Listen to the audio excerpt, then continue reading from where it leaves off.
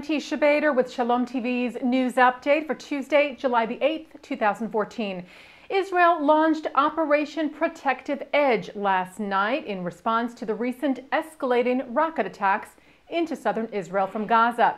The military operation, which is currently just from the air, is targeting Hamas and Islamic Jihad, who have taken responsibility for the hundreds of rockets that have hit Israel in the last few days and continue today with over 60 rockets fired into the region today alone, including at the cities of Ashdod, Ashkelon, and Beersheba. The Jerusalem Post reports that the Tel Aviv municipality was preparing to inspect and open public bomb shelters there in order to provide an optimal response for residents in the city in the event that escalations in the south reach the center of the country. Israeli Prime Minister Benjamin Netanyahu ordered the military to, quote, take off the gloves in its confrontation with Hamas and said Hamas chose escalation and it will pay a heavy price for it. Israel's cabinet today voted to call up approximately 40,000 reservists to prepare for a possible ground operation in Gaza as well.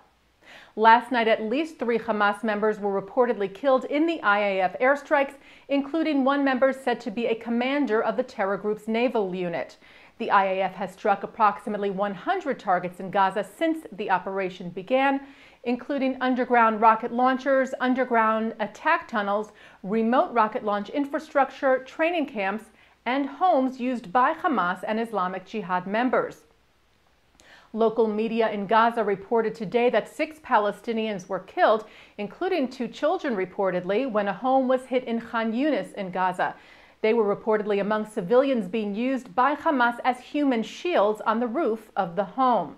Ynet reports that an initial IDF investigation of the incident said that residents had been given warning prior to the airstrikes. Meanwhile, U.S. President Barack Obama is calling for restraint from both Israel and the Palestinians. In an op-ed piece in Haaretz, Obama expressed sorrow for the parents of the 3 murdered Israeli teens, Naftali Frankel, Eyal Yifrach, and Gilad Shar, and for the parents of murdered Palestinian teen Muhammad Abu Kader. The president said, at this dangerous moment, all parties must protect the innocent and act with reasonableness and restraint, not vengeance and retribution. The article by the president was for Haaretz's Israel Conference on Peace, which began this morning in Tel Aviv. An Arab-Israeli man has confessed to the murder of a young Israeli woman. 34-year-old taxi driver Hussein Youssef Hussein Khalifa confessed to murdering 20-year-old Shelly Dadon in northern Israel 2 months ago. As you may recall, Dadon disappeared after leaving her home in Afula in early May for a job interview. She was later found dead in a town nearby. Her family was convinced that her death was a terror attack. And police announced this weekend that Khalifa was arrested on June the 16th and that the murder was in fact committed for nationalistic reasons.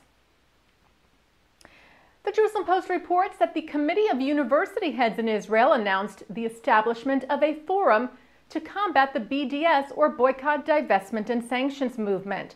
The committee, which will be headed by Professor Emeritus at the Technion, Zvi Ziegler, was announced today to counter future academic boycotts against Israel.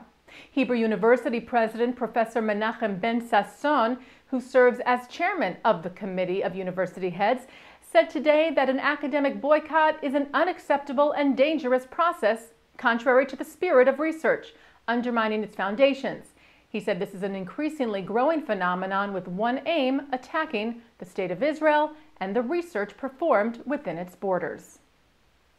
Rama Zalman Schachter Shalomi, considered the father of the Jewish renewal movement, has passed away.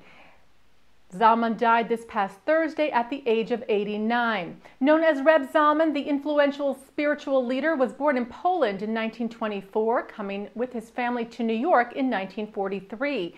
He joined the Lubavitch movement and was ordained a rabbi. In the 60s, he left Lubavitch and started the renewal movement. He held many positions, including World Wisdom Chair at the Naropa Institute and Professor Emeritus there, as well as at Temple University, and was on the faculty of the Reconstructionist Rabbinical College.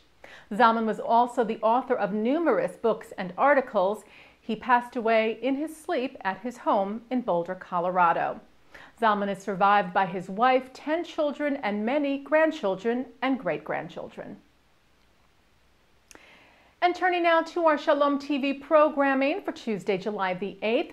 Coming up tonight at 8 o'clock, a fascinating presentation by the president of the Shalom Hartman Institute in Jerusalem, Rabbi Daniel Hartman, on the way in which the Jewish tradition understands God. And at 9 o'clock, filmmaker Galen Ross talks about her film Killing Costner, which describes how Israel Costner saved Jewish children from the Holocaust, but was later accused of collaborating with the Nazis and was murdered by Israeli fanatics. That's on L'Chaim tonight with Mark S. Golub. That's here on Shalom TV and ShalomTV.com. And that's Shalom TV's news update for Tuesday, July the 8th, 2014. I'm Teisha Bader.